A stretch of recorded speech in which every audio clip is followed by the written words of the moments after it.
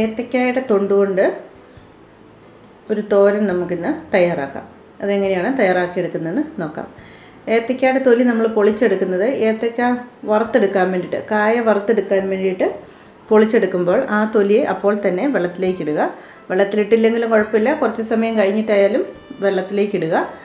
അതിനുശേഷം അത് കൊത്തി അരിഞ്ഞ് നമ്മളിത് തോരൻ വയ്ക്കാൻ പറ്റും. വളരെ രുചിയേറിയ ഒരു നല്ല ക്രിസ്പി ആയിട്ടുള്ളൊരു തോരനാണിത്. അപ്പോൾ നമുക്ക് ആദ്യമേ തന്നെ ഇതൊന്ന് കൊത്തി അരിഞ്ഞെടുക്കാം. അപ്പോൾ ഇത് ഞാനിന്ന് വാഴയ്ക്ക വറുക്കാനായിട്ട് എടുത്തതിൻ്റെ തൊലിയാണിത്. ഇത് ഞാനിങ്ങനെ പൊളിച്ചെടുത്തിട്ട് ഞാൻ അന്നേരം എനിക്കിത് വെള്ളത്തിൽ ഇടാനായിട്ട് പറ്റിയില്ല. കുറേയേറെ വറുക്കാനുണ്ടായിരുന്നു, പക്ഷേ ഞാൻ അത്രയും ചെയ്തില്ല. കുറച്ച് കഴിഞ്ഞപ്പോഴാണ് വെള്ളത്തിലെടുത്തിട്ടത്. അപ്പോൾ നമ്മൾ ഇനി ഇത് ഇങ്ങനെയുള്ള ഈ സാധനത്തിന് നമ്മൾ ചെയ്യേണ്ടത് എന്നാന്ന് വെച്ചാൽ, നമ്മുടെ കായയുടെ പുറത്ത് ഇങ്ങനത്തെ തൊണ്ട് ഇതൊക്കെ ഇല്ലേ കറുത്തിരിക്കുന്നതൊക്കെ, അതൊക്കെ പോകുന്നുണ്ടെങ്കിൽ ചെറുതായിട്ടൊന്ന് ചീകി കൊടുക്കുക. ഇങ്ങനെ കുറച്ച് പോകുന്നൊക്കെ പോകും, അത്രേ ഉള്ളൂ. എന്തെങ്കിലും കറയായിട്ടോ എന്തെങ്കിലുമൊക്കെ പിടിച്ചിരിപ്പുണ്ടെങ്കിൽ അതിങ്ങനെ കത്തിയിൽ ഇതുണ്ടല്ലേ ചീകുമ്പോൾ ഇങ്ങനെ പോരും. ഇത് കറയുള്ള സാധനം ആയതുകൊണ്ടാണ് ഞാനിത് എപ്പോഴും വാഷ് ബേസിനകത്ത്, ഈ വെള്ളത്തിൽ ഇടുന്ന എല്ലാ സാധനങ്ങളും ഞാനിങ്ങനെ വാഷ് ബേസിനിലേക്ക് വെച്ചിട്ടാണ് അരിയുക. ഇതുപോലെ നമുക്ക് അതെടുക്കണം. നമ്മുടെ കയ്യിൽ കറ പറ്റും. അത് കുറച്ച് ഇത് കഴിഞ്ഞ് കഴിയുമ്പോൾ ഇതുണ്ടല്ലേ കയ്യെ കറ പറ്റും. അത് വെളിച്ചെണ്ണ പറ്റിക്കഴിഞ്ഞാൽ അത് പോകുന്നതാണ്. അപ്പം ഞാനിനി ഇത് കൊത്തി അരിഞ്ഞ് എടുക്കണം. ഇതിനെ ഇങ്ങനെ കൂട്ടിപ്പിടിച്ച് ഇങ്ങനെ കൊത്തുക. എന്നിട്ട് വെള്ളത്തിലേക്ക് തന്നെ അത് അരിഞ്ഞിടണം. ചെറുതായിട്ട്, ഏറ്റവും ചെറുതായിട്ട് തന്നെ അരിഞ്ഞിട്ട് തോരൻ വയ്ക്കാൻ പോകും. എനിക്ക് ഭയങ്കര ഇഷ്ടമുള്ളൊരു കറിയാണ്. വാഴയ്ക്ക തോരൻ വയ്ക്കുന്നതിലും ഇഷ്ടമാണ് വാഴയ്ക്ക തൊണ്ടിങ്ങനെ തോരൻ വെച്ചെടുക്കുന്നത്. വാഴയ്ക്കയുടെ തൊലി നമ്മൾ കൊത്തി എരിഞ്ഞ് വീണ്ടും അത് വെള്ളത്തിൽ തന്നെ കിടക്കുവാണ്, കാരണം നന്നായിട്ട് കറി ഇളകും. അതുപോലെ നമ്മൾ അരിയുന്ന സമയത്ത് നമ്മുടെ കയ്യിലും അതുപോലെ കത്തിയിലും ഒക്കെ നന്നായിട്ട് കറ പറ്റും. വെളിച്ചെണ്ണ തേച്ച് നന്നായിട്ട് ഉരച്ച് കഴുകി കഴിയുമ്പോൾ, 1-2 പ്രാവശ്യം കഴുകി കഴിയുമ്പോൾ അത് പൊയ്ക്കോളും. അതുപോലെ നിങ്ങൾക്ക് വേണമെങ്കിൽ ഗ്ലൗസ് ഇട്ടുകൊണ്ട് ചെയ്യാവുന്നതാണ്. എനിക്ക് ഗ്ലൗസ് ഇട്ടാലും ഞാൻ ഒട്ടും കംഫർട്ടബിൾ അല്ല, അതുകൊണ്ട് ഞാനിത് അങ്ങനെ ചെയ്യാറില്ല. അപ്പോൾ ഈ വാഴയ്ക്ക തൊലി അല്ലെങ്കിൽ വാഴയ്ക്ക പൊളിച്ച തൊണ്ട് തോരൻ വയ്ക്കാൻ ആവശ്യമായിട്ടുള്ള ഇൻഗ്രീഡിയൻസ്: തേങ്ങ, അരമുറി തേങ്ങയാണ് ഞാനിവിടെ ചിരകി വെച്ചിരിക്കുന്നത്.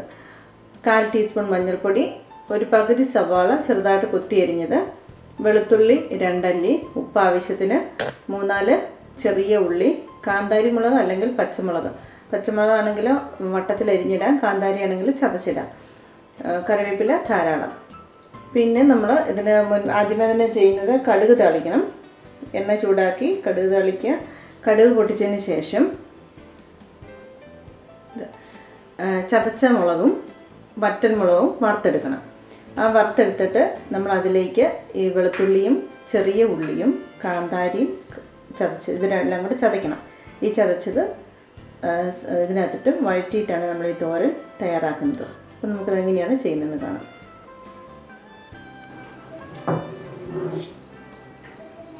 ഇതെല്ലാം ഒന്ന് നമുക്ക് ചതച്ചെടുക്കാം. ഉള്ളിയും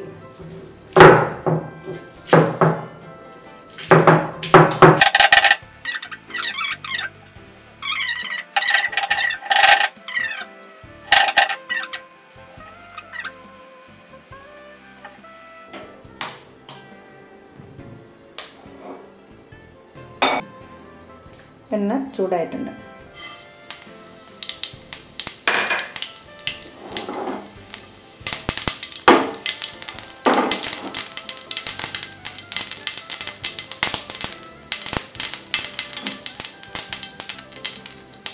അതിലേക്ക് നമ്മൾ ചതച്ച് വെച്ചിരിക്കുന്ന കാന്താരി, ഉള്ളി, വെളുത്തുള്ളി,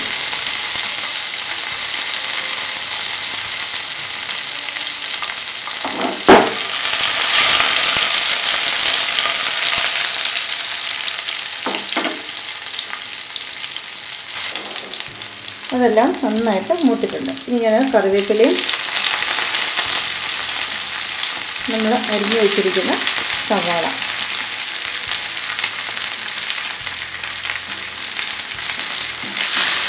ഉപ്പും കൂടെ ആ കൂട്ടത്തിൽ ചേർത്തിട്ടുണ്ട്.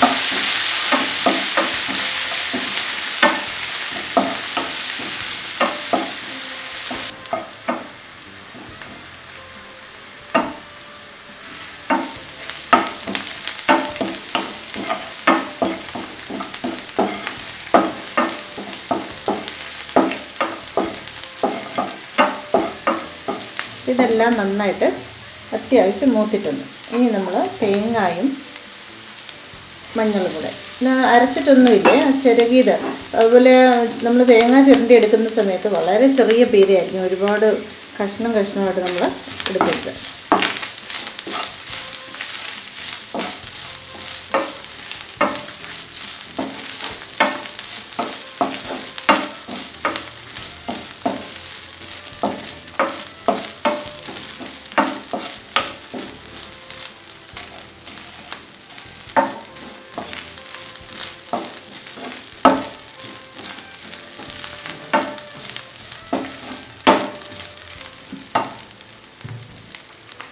ഇനി നമ്മുടെ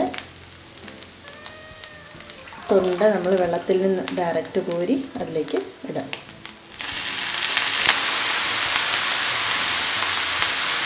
നന്നായിട്ട് മിക്സ് ചെയ്യാം.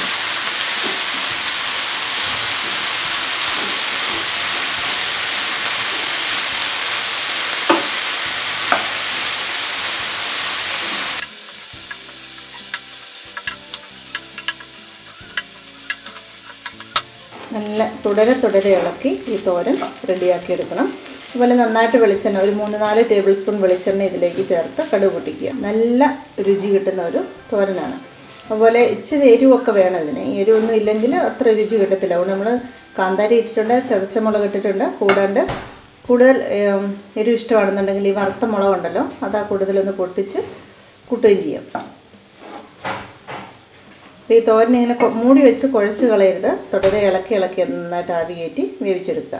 നമ്മൾ ഇത് കഴിച്ച് കഴിയുമ്പോൾ നിങ്ങൾക്ക് ഞെക്കേണ്ട കാര്യമില്ല, ഞെക്കിയാൽ തന്നെ അത് പെട്ടെന്ന് മുറിഞ്ഞ് പോകും. ആവി കയറുമ്പം തന്നെ അത് വെന്ത് കിട്ടും. അപ്പം ഇങ്ങനെ ഈ തോരൻ നമുക്ക് കഞ്ഞിയുടെ ചോറിൻ്റെ കൂട്ടത്തിൽ നന്നായിട്ട് യോജിച്ച് പോകുന്നൊരു തോരനാണ്. അപ്പം നമ്മുടെ തോരൻ റെഡിയായി കഴിഞ്ഞു. നമുക്കിതൊരു പാത്രത്തിലേക്ക് മാറ്റാം. വളരെ രുചിയേറിയ ഒരു തോരനാണിത്. നിങ്ങളെല്ലാവരും ഇത് ട്രൈ ചെയ്ത് നോക്കണം. ഇഷ്ടപ്പെട്ടെങ്കിൽ കമൻസ് അറിയിക്കുക. ഇതൊക്കെ പഴയ കാലത്തുള്ളൊരു തോരനാണ്. ഇന്നിപ്പോൾ ആരെങ്കിലും ഇങ്ങനെയൊക്കെ ട്രൈ ചെയ്യാറുണ്ടോ എന്നറിയില്ല. ഇതൊക്കെ ഞങ്ങളുടെയൊക്കെ കുട്ടിക്കാലത്ത് ഞങ്ങൾ കഴിച്ചിട്ടുള്ളൊരു തോരനാണ്. ഞാൻ എല്ലാ നാടൻ കറികളും ലീവിന് വരുന്ന സമയത്ത് ഇവിടെ വീട്ടിലുണ്ടാക്കാറുണ്ട്. എനിക്കിതെല്ലാം നാടൻ കറികളും ഭയങ്കര ഇഷ്ടമുള്ള ഒരാളാണ്. അപ്പോൾ നിങ്ങളെല്ലാവരും ഇത് തയ്യാറാക്കി നോക്കുക. നിങ്ങൾക്ക് തീർച്ചയായും ഇഷ്ടപ്പെടും. നിങ്ങൾക്ക് ഇഷ്ടപ്പെട്ടെങ്കിൽ വീഡിയോസ് സബ്സ്ക്രൈബ് ചെയ്യുക, സപ്പോർട്ട് ചെയ്യുക. താങ്ക്സ് ഫോർ വാച്ചിങ് പ്രീതീസ് മന്ന കിച്ചൻ.